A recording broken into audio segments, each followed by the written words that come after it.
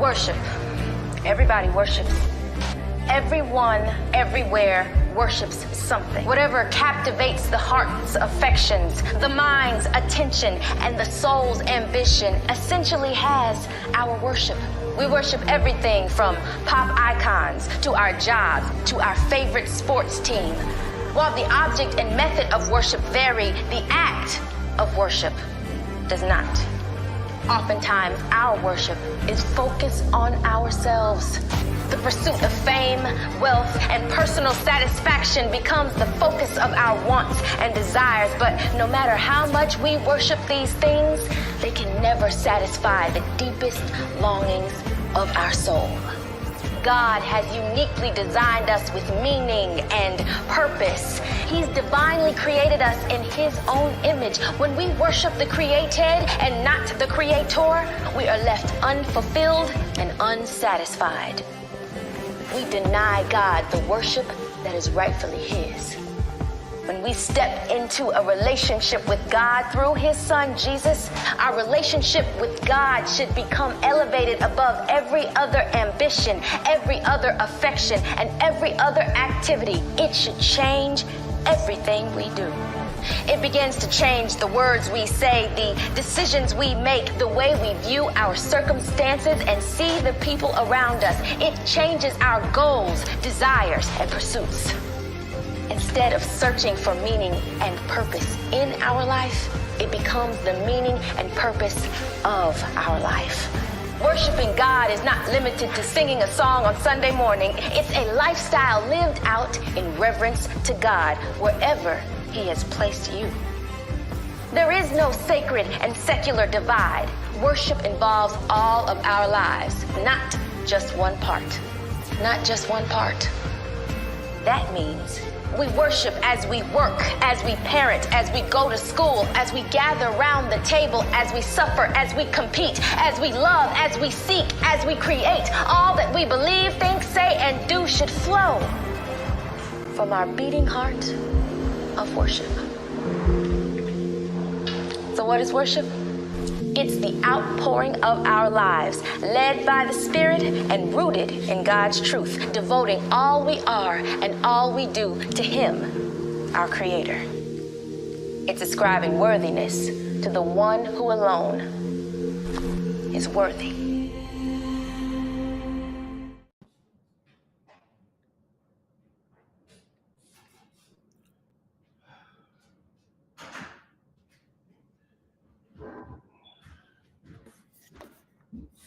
Hello and good evening, everyone. Happy New Year on behalf of Real Talk with Jean Price and my production team. I want to wish everybody a blessed New Year as we engage ourselves in the first Real Talk show for 2024. Listen, we have some amazing things that are going to be happening in 2024. I'm excited about it. My team's excited about it. We had a great meeting today. I want to tell you something. I want you to come a little closer. I want you to listen intently. We are having a live show, Real Talk with Jean Price. If you want to be a part of our studio audience, I want you to tune in every Wednesday now at 6:30 as we begin to give you details on this live show. We're going to be face-to-face. We're going to have some great topics to talk about. Listen, we're going to have some giveaways. It's going to be huge. You don't want to miss my real show, because anybody that knows me, I love being a giver. I love giving away Jean's favorite things. Don't come just for that. We want you to come and support. We have a great show that's going to be in store. We'll keep you posted on that live show. So excited to be here tonight. We have a great show in store. I have a wonderful guest that's here, and I'm so excited to hear her story. Talented, gifted, definitely. You can literally see the hand of God upon her life. And I can't wait for you to meet her and get to see what she's doing for the kingdom of God. I want to welcome to Real Talk with Jean Price, Larissa Lamar. Larissa, or Riss, come to Real Talk. Hi, thank you for having me. Oh, thank you for being on Real Talk. On my first show for 2024. Listen, I feel highly honored. Oh, thank you. The pressure that's is you, not, right? it's not on That's me. you. Oh, thank you so much again. I know what she does, what you do behind the scenes. You've been such a blessing to Real Talk in other ways. But now we get to see and talk to you about who you are and what you do. Why don't you tell our viewing audience a little bit about yourself? Hi, everybody. Happy New Year. Again, as she said, my name is Larissa, but you feel free to call me Riss. I am a creative producer and content creator out of the tri-state area. I've been doing video production for over 16 years now. It wasn't something that I always thought I was going to do. When I was in high school, I definitely thought I was going to be in computer networking or engineering. It wasn't until I moved to New York that I discovered the love for video production. Short story, it started in church is because I needed something to do.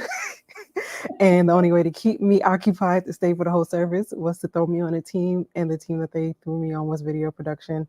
And then over time, I started to actually like it and love it and started to pursue it professionally. I do have 2 degrees in media studies. Uh, and yeah, I've been doing it ever since 2007. I think I'm aging myself a little bit, but yes. So I wear many hats. I love it. I enjoy it, and then yeah. Wow, that's beautiful. Well, let me just tell my viewing audience tonight's show is entitled Hidden But Seen Christian Creative Arts. As Rick said, you are seen, but yet your talents sometimes can be hidden. And so I want to start off by asking you, how do you believe that God given talents and gifts play a role in the individual's purpose? And it's so, you said something that was so powerful. Let me say this. You said, in order that you talked about how you were in a media team, right? Because, you just were thrown on there because, you're in service. But look what happened. Your purpose and what you do rolled out. And oftentimes, Briss, I find that when you begin to just walk and start doing, the Bible does say the steps of a good man are ordered by God.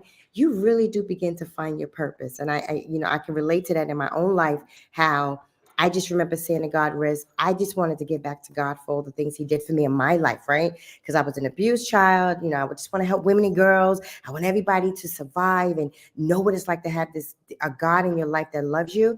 And Riz, it began to roll out into a whole major ministry, working with women and girls.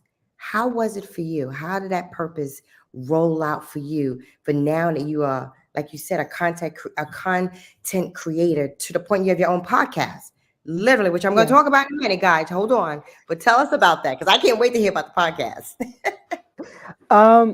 So I believe that we are all born, obviously, with gifts and talents. We come from the Creator, and because we are made in His image, we contain attributes. And when we are born, I think that there are some things that are birthed in us, and there's some things that are imparted into us as we get older and go through life. So I think from a little age, I was always curious. I have a story. It's kind of embarrassing. So I was always intrigued, I think, by media. I just wasn't in the environment to bring language to my curiosity. And so when I was a little kid, my brother and I used to drag my brother and be like, how do people get on TV? And again, young, like 5 years old, I used to think that people stood behind their TV and that's how they appeared on TV. So I would be behind the TV and be like, do you see me yet? Do you see me yet? And he's like, no. So the curiosity of media was always there. And then as I got older, I think entertainment and arts, my parents did a good job of trying to make me explore different sectors of entertainment arts. So I also played the piano and drums when I was younger, because I always had a curiosity and a love for technology. The computers came into play. My father is an IT worker. And then when I became a teenager, I think the first time somebody gave language to what I desire, I was prophesied to that I would be in media. At that point, at 13, I was like, I think you're crazy. But as 5 years later, it was something that I would say that little seed that was planted end up aligning itself with the current state of being curious and being planted on the team. So I think to bring full circle, sorry, my questions could be long-winded. No, this is good. When you're a kid, you are allowed and given, in most people, some cases, to explore. And you never know why you are curious about something. I think the way that it could carry out in your purpose is being put into a proper environment that can bring language to your curiosity. That's beautiful. Oh my goodness, that was awesome.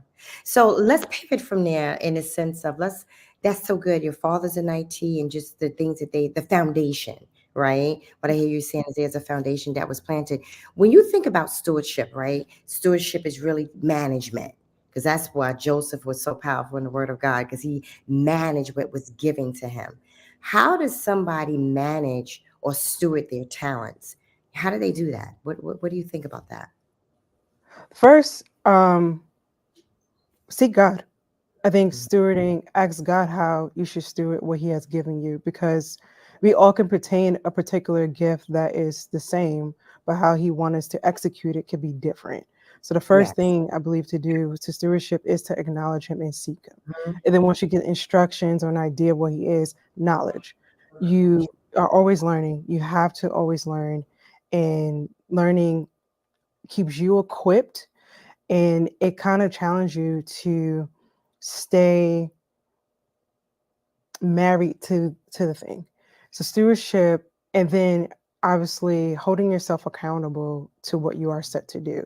So I believe, like, in my opinion, stewardship starts with seeking God and getting what He is, and how you steward it is constantly learning, constantly seeking, constantly revisiting. And then when you start to execute, hold yourself accountable to make sure that you're not mismanaging the gift that He has given you. So good. Making sure you don't mismanage the gift that God has given you. That's so good. Do you find that, say you're talented, right, in your field of networking and media, do you find that it has a positive impact in the world that we're living in today? Yes and no. No. Okay. So let's do part A, yes, part B, no. Okay. Part A, yes, the positive impact is that in media production, we are historians.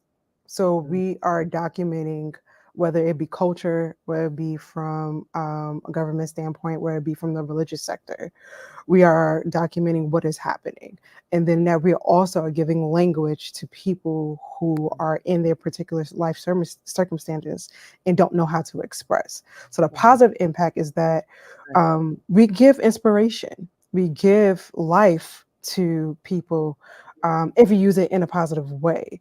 And Right. you also create a time in history for people to come back to reflect and to look back on, so that they can bring it into their current state. So media, I believe, done right, yes, it has a positive impact by the gift of, or opening the portal of inspiration. Um, no, is the mismanaging it, where I think we, as uh, those who are in the production sector and media and graphics and stuff like that, I think we don't really understand that what we produce Mhm. is speaking to different portals. So we have the eye gate, we have the ear gate, and Yes. everything that we do speaks to the soul. Yes. So, in a negative way, where we have from the world standpoint, I believe media is doing a horrible job, because obviously it's promoting sin, for the Right. most part. And then if you want to go to the political sector, how they kind of use each other to go back and forth, cover their dirt and stuff like that to gain an advantage. And so, in a negative aspect, from a cultural standpoint, we are promoting things that are not intent what God, how God intended us to live life. So, from that standpoint, I think it's yes if it's done right. No, which we have seen, which is why we do a lot of unlearning when we have children, when we are in school and trying to seek deliverance or freedom. There's a lot of unlearning, because we have retained all of this information that we received from media that has taught us a life to live, that it's okay to subscribe to certain substances, subscribe to certain addictions to live life. And that's not necessarily how God intended us to be. So, yes, when done right, done wrong, no, it plays a good, it's a, I feel like it's a catch-22 when it comes to media. I'm sorry, my answers are so long-winded. I'm trying to get to the point. You know what? You don't have to apologize. This is so good. This is you speaking from what you feel, what you feel in your heart, and there is no right and wrong on Real Talk with Gene Price. It's just what's being said. It's fine, because this is so good. To hear you sit and speak about, especially God has definitely gifted you with this talent. But imagine other young people, right? That don't even have a platform where they can come like you or be in your presence and be able to have their giftings and their talents is even recognized. What can we do in a society today to make a better platform for people to want to come out? I'm very creative, right? But when I was coming up eons ago, there was no platform risk where I can come out and feel comfortable enough to share my gifts and talents. So what can we do in a church, right? Because we're pastors, but also in a society to help foster those talents and abilities that lie within other people. First thing is acknowledgement and affirmation. Mm, Um, yeah. if we affirm from very on, people feel safe. People feel safe with affirmation. People feel safe with acknowledgement. People feel safe with acceptance. Yes. And from there is, if you have a platform, then create a small space for them to come Yes. and be a part of that. And it's like, it's baby steps. It's baby steps. Mhm. So in order to create a platform, we have to create an environment of safety. And once we do that, then we can, the sky's the limit. The only bad part about it is social media. Now you might encounter those who may not agree with what you do or project their personal feelings, but that's where your safety of community comes in, and you go back and get restored and get replenished. So, the what we can do, especially those who are Christians, is one, acknowledge. I think, and we have to acknowledge even though we don't understand. So acknowledge, and then when you don't understand, have a conversation, gain knowledge, gain perspective, and then from there create an environment, create a community of safety that even though I may not understand your gift, I may not understand your talent, you're safe here, you're safe to create. And what I don't understand and what you may not understand, we can have dialogue. And yeah, so I think that's the first steps to creating and how to foster and offer a platform. Is it starts with community first and create an avenue or atmosphere of safety. That's really good because that goes right into what I was thinking too, Riz, about those people that feel discouraged due to a lack of visibility or opportunities. Because opportunities they don't always avail themselves, right? And you use a key word tonight, and I salute you for that. That is one of the key words, I promise you, Riz, I use whenever I'm out teaching with women or girls, because I do mostly women and girls, but it's safety. I think one of the hardest things was realizing I didn't feel safe enough to come out. And when I say come out, meaning come out with, oh my goodness, I can't sing. But if I could sing, I would say I can sing. Or like I love interior design. What made me feel safe enough to come out and enjoy interior design was because somebody gave me an opportunity. They gave me an opportunity to showcase, not show off, but showcase my gifts and talents. Natasha's on with us tonight. God bless you. And also Brother Eddie Johnson. Natasha wrote, Riz, I agree. Creating creative spaces for people to share those talents. It's okay to go out the box and allow creative events in our churches. What's your thought on that, Riz? And Natasha is creative, by the way. It's a must. What we have to understand that we're not necessarily competing with the world, but we have to create an appetite for people to also come here and come and live in the kingdom and operate in the kingdom. And our job, I believe, I think I said it earlier. It's okay to go out the box.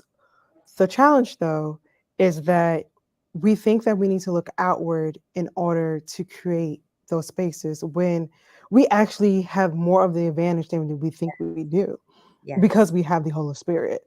And if we were Amen. to seek, He can download new ideas and other things to us to create these spaces. I just Mhm. want to make sure people share those talents. Okay, to go out the box and allow creative. Yes. So, but we have to also understand the nature of God and the nature Mhm. of creativity, and then the what's the point and the role of the church within the earth. And Yes. we sometimes, and I'm speaking from the African American church, that we only think church is Sunday mornings, where we Right. all gather. But that's not it. When we look at the Bible and we see how Jesus fellowship, he went out. He went out and he went to different environments and he communed with those who are outsiders. So what I want to say is that to create creative events is more so understand what ministry is. And ministry is just not necessarily on the pulpit. Ministry Right. is also you being designer.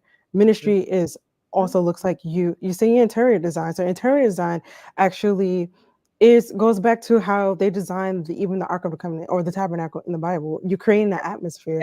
So I think we have to look beyond what we think traditional church is and look at it more from what is ministry and how can we combine what we have and what we think we know to create a space for people to come express and people to come worship. I don't believe that worship is solely centered how we think it looks like.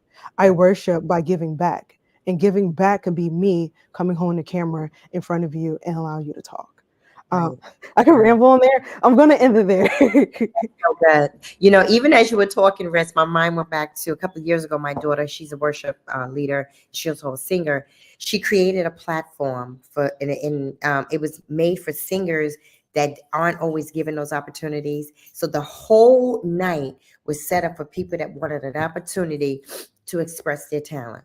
The whole night. Nothing against anybody that's multi-talented because there's so many people out there, but the whole night was geared to those that felt like they weren't given an opportunity, not looking for fame, just looking for a chance. And it was so, and I have to tell you, my husband and I, we backed it, our church backed it. It was absolutely amazing because people felt, wow, I got an opportunity and I love the word you use. I got an opportunity to express.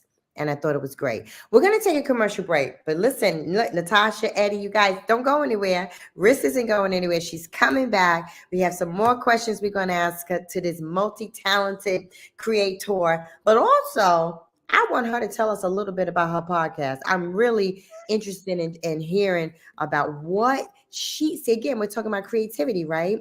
So we're going to be talking about how she created this podcast and what it involves. And it's called Forever Evolving. Interesting, right? We'll be right back.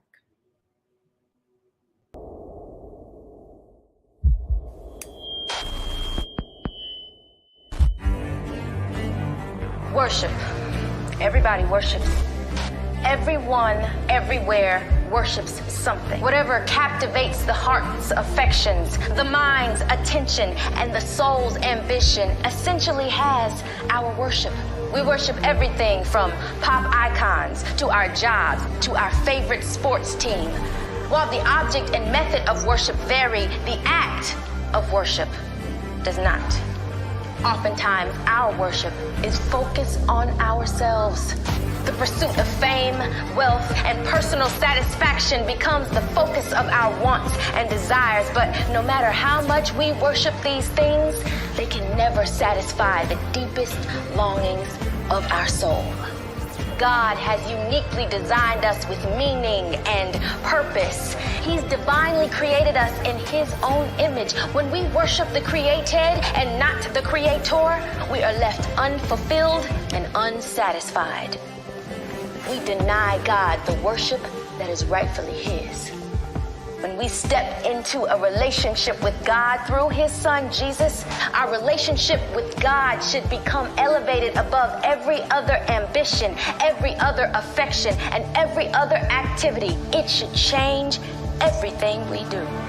It begins to change the words we say, the decisions we make, the way we view our circumstances and see the people around us. It changes our goals, desires, and pursuits.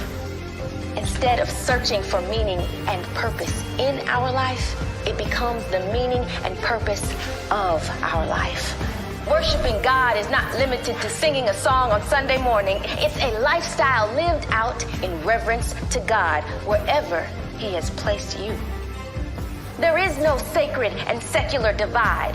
Worship involves all of our lives, not just one part. Not just one part.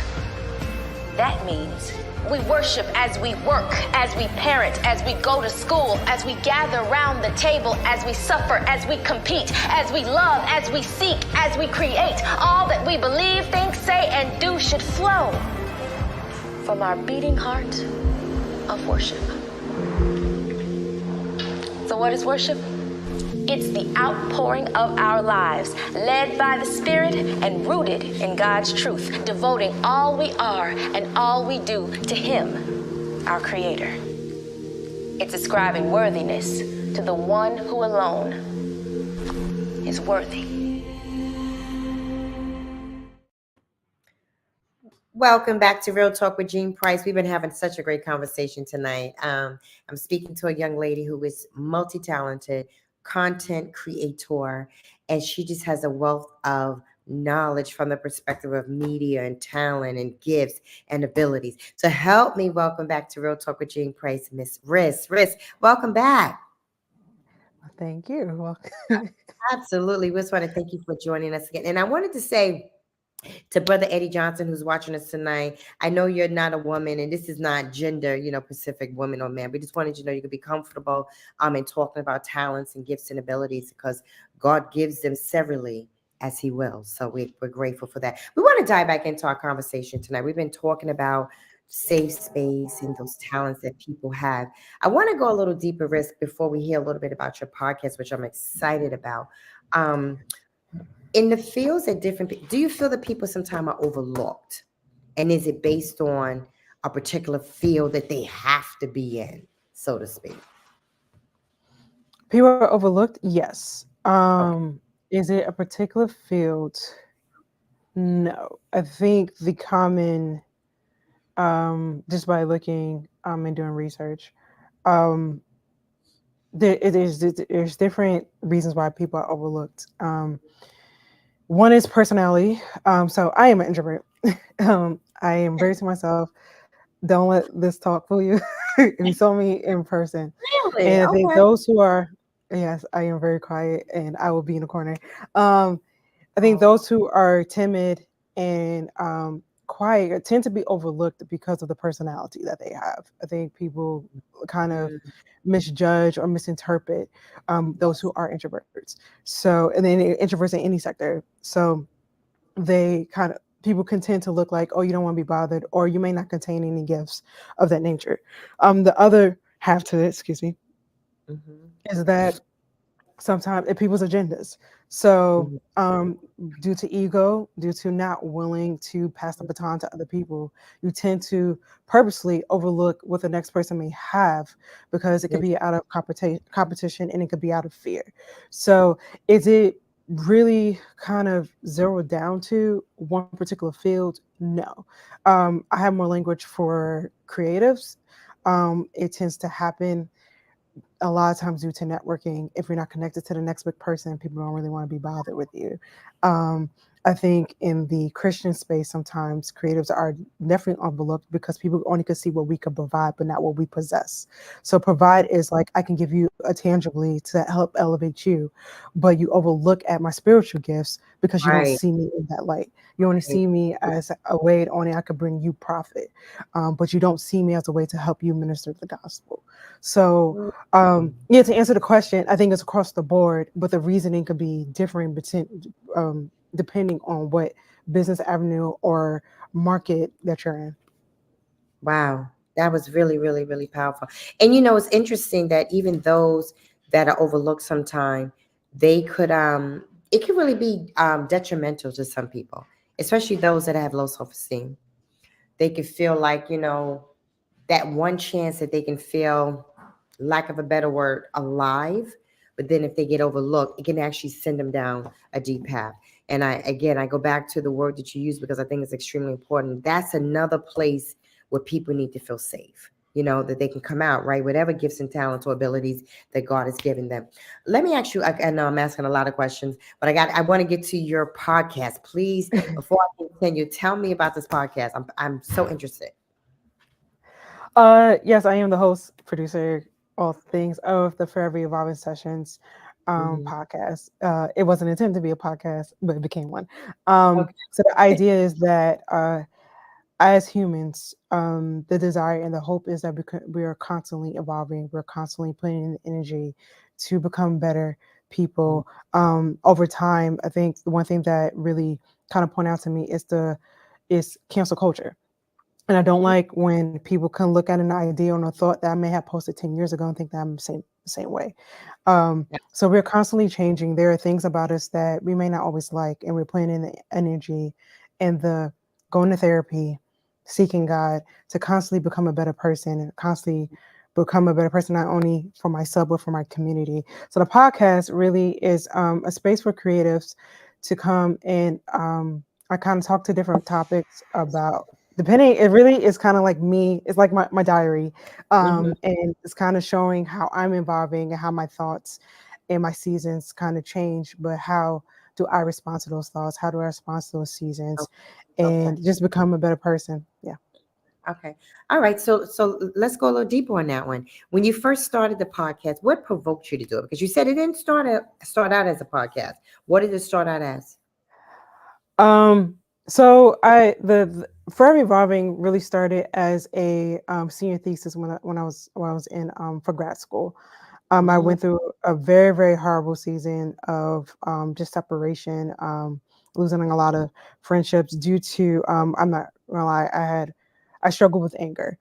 So in a part of being overlooked, you deal with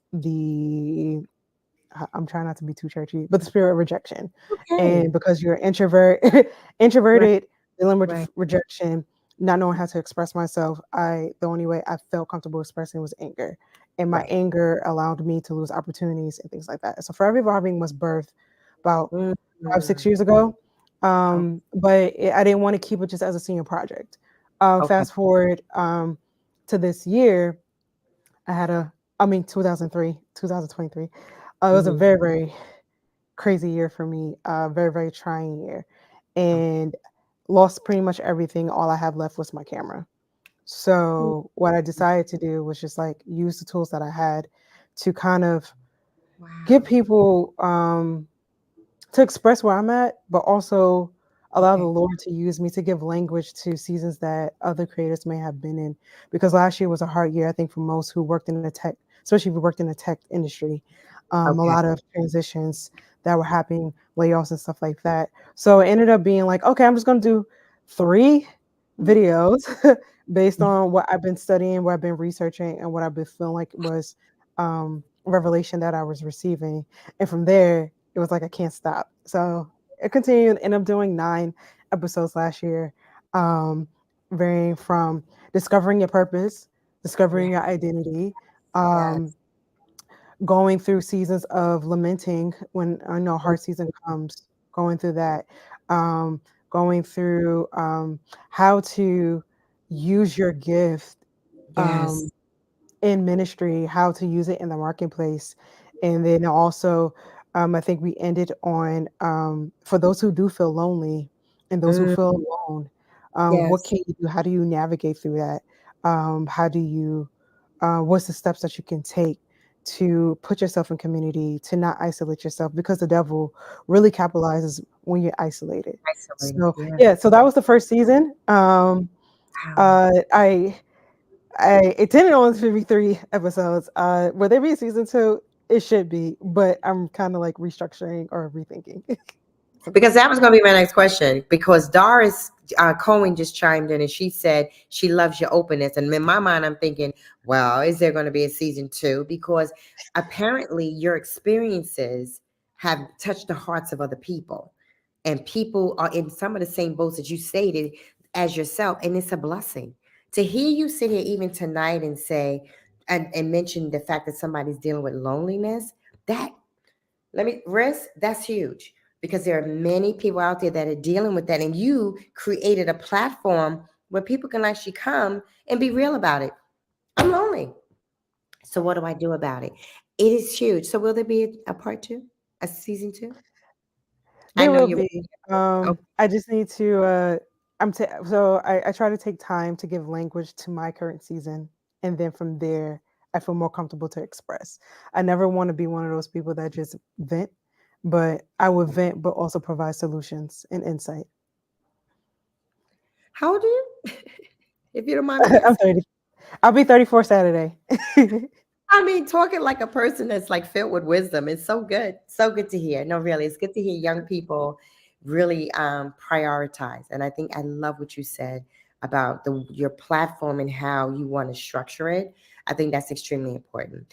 Okay, I'm gonna go back to thank you for sharing. Anything else you want to talk about the podcast before I move on? No, that's all. I'm very, very shy, so that's it. Oh gosh, no, you are not shy. You're doing a great job. Doing such a great job. I do have another question. How do you define being talented and gifted? And why do you think, what is that difference to you between talented and gifted? Talent is anybody can, but oh God, I think talent is more so anything anybody can do. You can just pick up, study it, Mm, might not do it. Gifted, I believe, is where you actually gain influence. mm, Um, I wow. think gifted is more so it's God inspired, it's God given. So Yeah. we all can possess the talent. I'm just again, I'm media, so I refer to media. We can all hold a camera, but my Right. gifting comes in. How do I tell a story with that Mm, camera? with So that not camera. everybody can tell a story. Everybody, anybody can hold a camera, but not everybody Mhm. can tell a story. It takes gifting to do that. Um, Gifts and callings comes about repentance. I think God can give gifts obviously to anybody, but when you open yourself up to the Holy Spirit, now that takes you to gifted and anointed. So I think there are three levels to it. It's talent, gifted, and then gifted and anointed. Mm, So yeah, anybody can possess. That's the two difference, I believe. Talent is anybody can yeah. do it. We can just do it for fun. Gifted is when I'm able now to give language, to give inspiration, be able to take something that was probably nothing and make it Right. something even better than that. That's Right. gifting. That's beautiful. All throughout our conversation this evening, you use the word language a lot. And no, I actually love that because I know there's a book that we did with our marriage ministry one time called The Love Language. The language it speaks. And even as you're talking, the language that you're talking is speaking even to those that are listening tonight. Why do you use that word so often? It's actually a powerful word. That's so good. Because for so long I didn't have words. Okay. So now that I have words, I have language. Um, I think the Mm, biggest thing that we struggle with, we don't know how to speak to where we are, okay. speak to what we're going through. Again, a lot of I think my answers come from life experiences. Hmm. So I don't have words. I know something's happening, but I don't know what. And Right. Right. language, I believe, is when you gain an understanding and you can speak and describe and label a thing. So a lot of people Mm, go through different things. Then at one point we wasn't calling hard experiences trauma. We was just right. saying, oh, it happens. Right. So I think labeling it, identifying it comes from having language. Language gives identity to the thing, so then you know how to handle it, or know how to pursue it, or know how to take it from where it is. Right. That's powerful. What's some of the things that you see? We have Natasha, as I stated, who's on here, and she is a creator, very creative. She's a singeress. What would you say to encourage her to help build herself up in the giftings and talents that God has given her? What would you say to her? Um, Self-reflection. I think there's a season where we have to get quiet and do self-reflection Okay. and finding our affirmations from God first. Who did He say we are? And then Yes. from there, I believe it gives you the courage and the strength because now you know who you are from His perspective and not from society's perspective. I'm not taking on the label that my mom gave me. I'm not taking on the label that my boss man gave me. I'm taking on the label that God has given me. Mhm. And then from there, understand now that I have the identity and know what I identify as is now who am I called to? So Right. when I know what I am or and know whose I am, who am I called to? And the encouragement comes when I know that what I possess is bigger than me. So as long as I stay muted, as long as I stay suppressed, I am delaying somebody else's deliverance. So the encouragement is somebody else's freedom is attached to when I get courage to step out to do what I believe I was called to do. Mhm. Yeah, so that's encouragement I give a lot of creatives is knows who you are, Right. have that affirmation strong within it.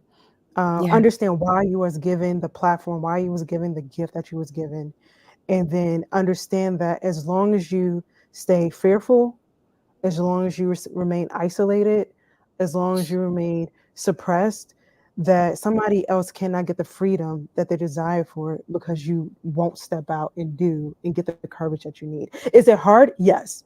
I am somebody who struggled with lower self-esteem all the time. Right. It's Okay. something that really tackles me.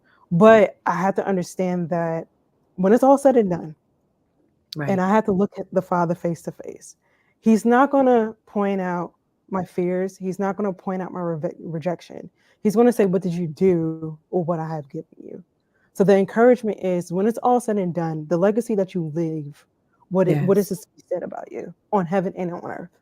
Right. So that's my encouragement, and how I encourage with creatives is to make sure you take care of self and self-reflection, and that is seeking the Father, talking to the Father, having community to push you in that direction, and then understand that your calling is bigger than you, so you have to Mm. do what you have to do. Yeah. Oh, Wow. I'm gonna That stop was there. no, that was so good. I'm sitting here agreeing with Joy. Joy, one of my dear friends, she chimed in and she said, "Quiet, Oh, hey, Joy. self-reflection." Yeah, Joy, clarity from God's perspective. That's good. Yes, Joy. I was sitting there like, you know what? That's good. That was so good. Wow, that was so. And Doris chimed in also, and she said, "Hearing from God, it is so important." We only have but a few minutes left. I want to thank Riss for joining us tonight. I think, it's so interesting. You're so quiet, your demeanor is quiet, but when you open your mouth, it's loud and powerful.